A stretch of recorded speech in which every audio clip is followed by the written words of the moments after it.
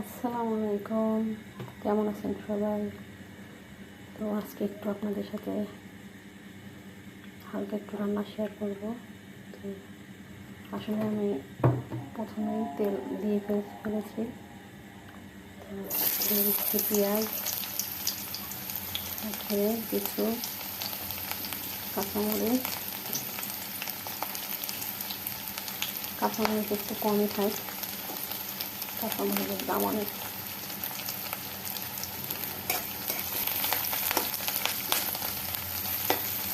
তো আমি আসলে প্রথমে ভুল করে ফেলেছি, ভুলেও আগে কড়াইতে তেল দেবেন না, আগে পেঁয়াজ মরিচ দিয়ে তারপরে তেল দিবেন।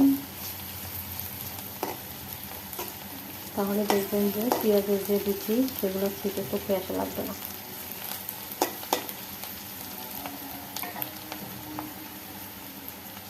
আমার একটু ভুল হয়ে গেছে, আমি আগে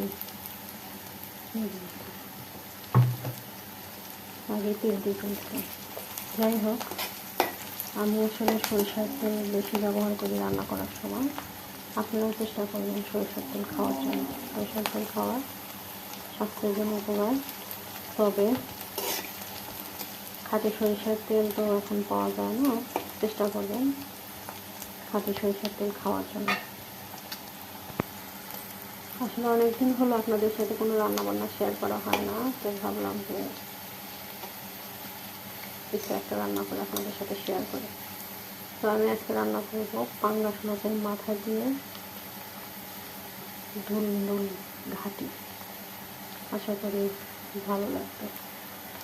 তো এখন আমি পেঁয়াজগুলো বাদামি হয়ে গেছে, এখন আমি আস্তে আস্তে বাটা মশলাগুলো দিয়ে দিচ্ছি।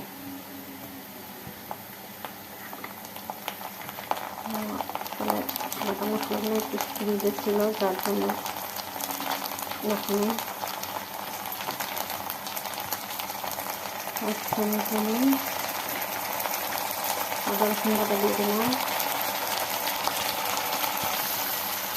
আর এই এক চামচ তারপরে আরও হাফ চামচ দিয়ে দিলাম পেঁয়াজ বাটা, আর সাথে দিলাম জিরে বাটা। এগুলো আমি আলাদা রাখি, এক একটা রকম করে রাখি।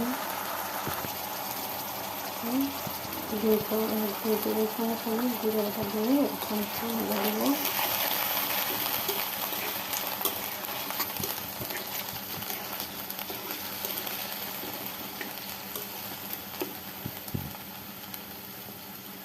মশলাটা আমি তেলের মধ্যে কষাবো, আমি পানি দিব না।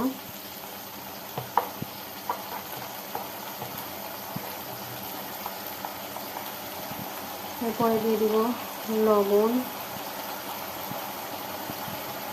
মরিচের গুঁড়া।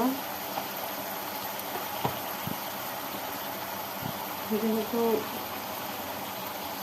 মরিচের গুঁড়া আমি প্রায় 1.5 চামচ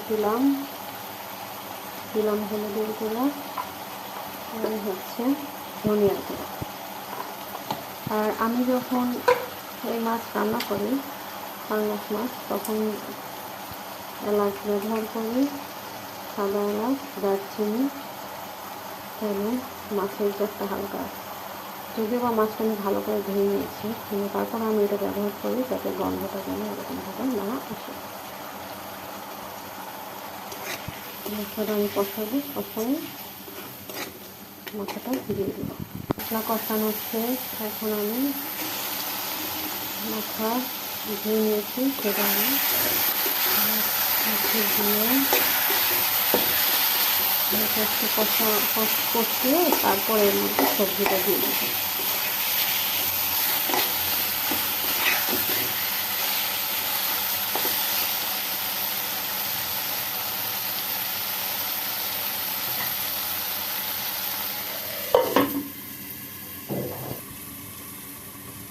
তো এখন আমি সবজিগুলো আস্তে আস্তে কড়াইয়ের মধ্যে দিয়ে দেবো। এই যে এগুলো দিয়ে আমি তারপরে নেড়ে দেবো। এখানে আমি ধুন্দুল আর বেশ 2 থেকে 3 পিস নিয়ে দিই, 3 পিস আমি আলু দিয়েছি।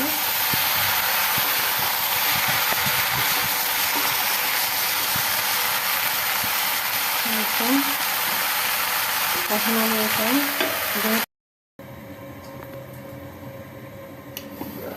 এই হলো মোবাইলের ক্যামেরায় অন্ধ হয়ে গেছে, পরিমাণে হাওয়া উঠেছে। এই হলো পোলার তরকারির বৈশিষ্ট্য, এক চুল পানি দিই নাই অথচ পানি উঠে ভরে গেছে। এই পানি এখন আমি কমাবো কীভাবে? একটু পানি দিই অথচ তরকারিতে পানিটা ভরে গেছে।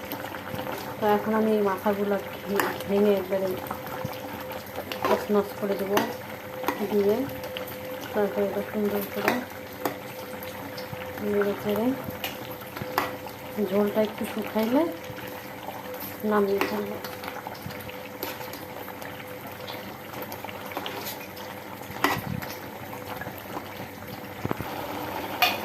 তাই তো আমার তরকারি চেহারা দেখতে পাচ্ছেন, কালারটা কত সুন্দর লাগতেছে।